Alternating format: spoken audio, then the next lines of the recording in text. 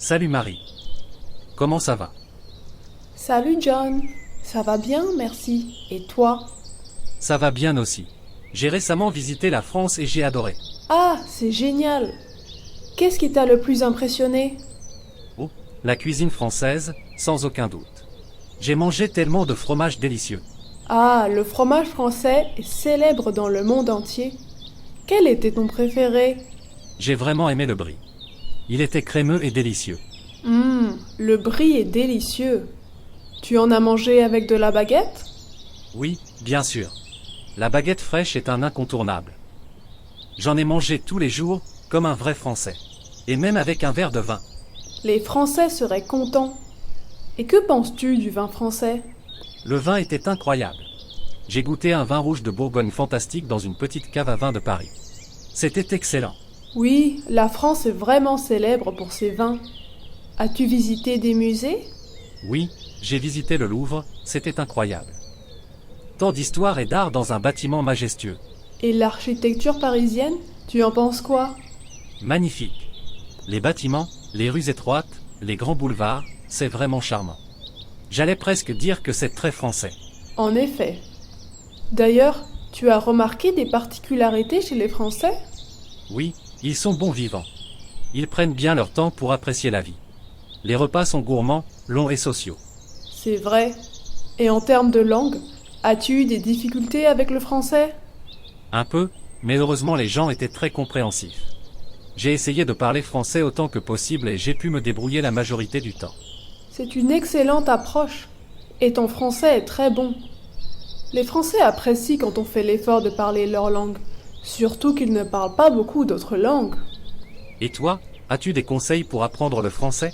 Oui, regarder des films français avec des sous-titres et écouter de la musique française aide beaucoup.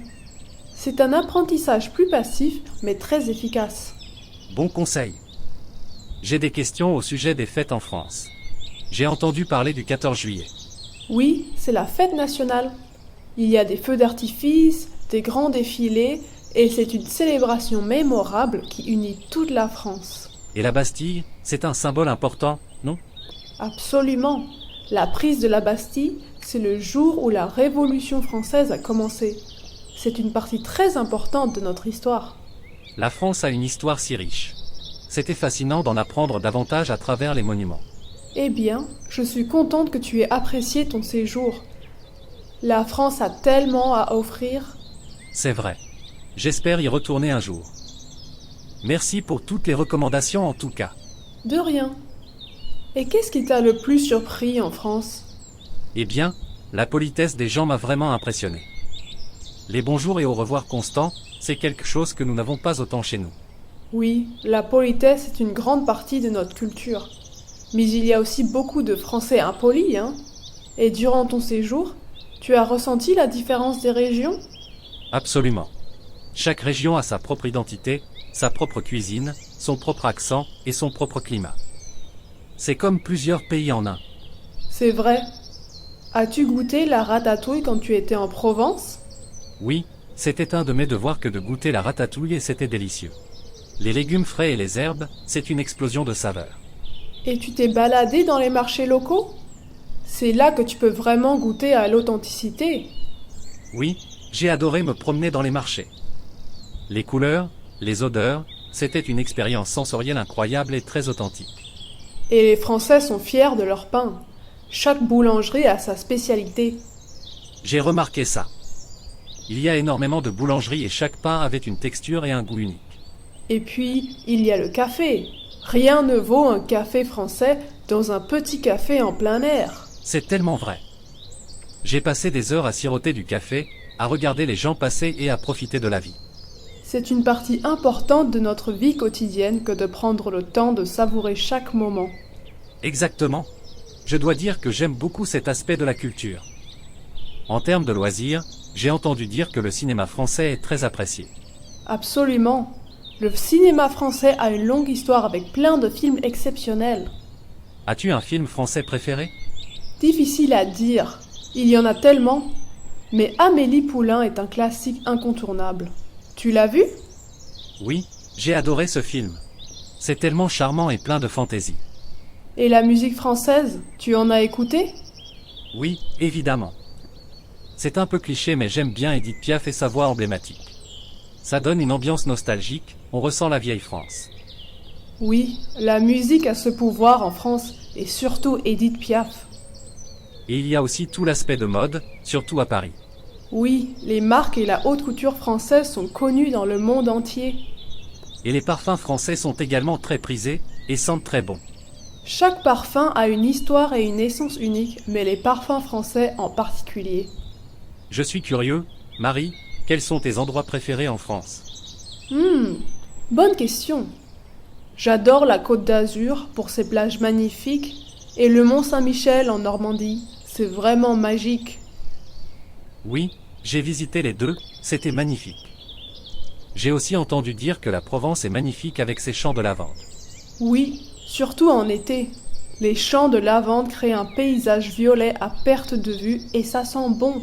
La lavande, c'est l'odeur typique de Provence. Et les amateurs de sports d'hiver vont dans les Alpes? Exactement. C'est parfait pour le ski en hiver, mais on peut aussi y faire de la randonnée en été. Il y a vraiment de tout en France. Et niveau éducation, j'ai entendu dire que c'est assez différent. Oui, le système éducatif français est plus centralisé. Les élèves ont des cours obligatoires et des options. Et tout est en français, j'imagine? Oui, bien sûr. La langue est au cœur de notre identité. Elle est enseignée dès le plus jeune âge. C'est une belle façon de préserver la culture. J'aimerais vraiment améliorer mon français. Tu sais, il y a beaucoup de ressources en ligne et des groupes de conversation pour pratiquer. Bonne idée. J'essaierai de me joindre à quelques groupes pour pratiquer mon français. Tu en aurais à me recommander? Oui, bien sûr. Tu verras, ça t'aidera beaucoup. As-tu eu l'opportunité de participer à une fête française? Ce n'était pas exactement une fête, mais j'ai été invité à un dîner chez des amis français. C'était une expérience formidable. Oui, les repas sont souvent une occasion de rassembler les gens avec de la nourriture, du vin et de la conversation. C'était vraiment chaleureux. J'ai été accueilli comme un membre de la famille. C'est ça, l'hospitalité française. On veut toujours que nos invités se sentent bienvenus et comme chez eux. Et puis, il y a les pique-niques.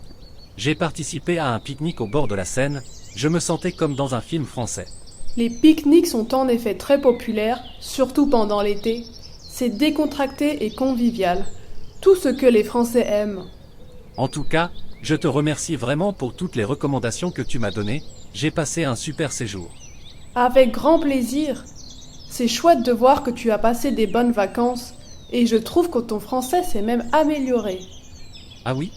C'est gentil, merci. Je fais de mon mieux. Ça faisait vraiment plaisir de te revoir et de discuter, mais il faut que j'y aille. Pas de souci, passe une bonne journée, à la prochaine. À plus!